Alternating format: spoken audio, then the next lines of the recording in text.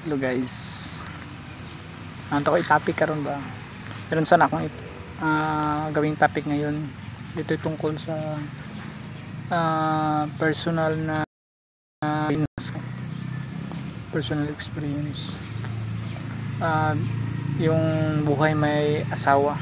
Yun ang topic ko ngayon. Hindi pala madali ang buhay may asawa. Minsan masaya, minsan malungkot, at minsan maraming problema. Yun lang, kasi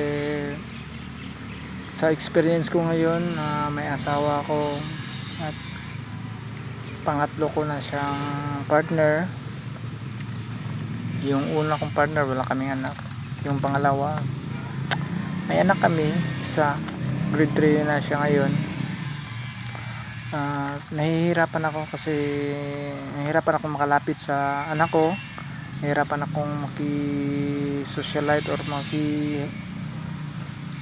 sa kanya kasi nagagalit yung pangatlo kong partner. Yan ang mahirap pag nagkaroon tayo ng multiple partners. Yung mga anak natin ang naapektuhan. Minsan kinukumpara yung mga bata, magaling yung isa, dapat galingan nyo rin, ganyan ba, parang may mga jealousy na nangyayari ba.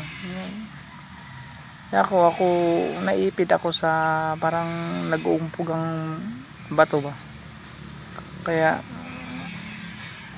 minsan nasabi ko sa sarili ko na mali pala kung magkaroon tayo ng mga multiple partners. Kung maaari magkaroon lang tayo ng isang partner.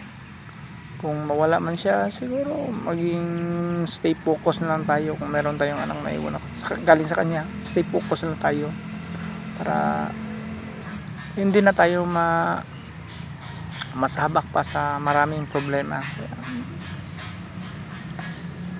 Sa mga balak mag-asawa, sa mga may asawa na ngayon, pagigihan nyo yung relasyon nyo, kasi napakahirap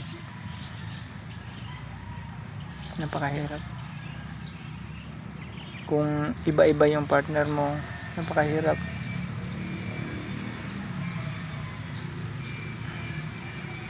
Kaya always lang kayong mag-communicate kung ano mga problema, usapan nyo.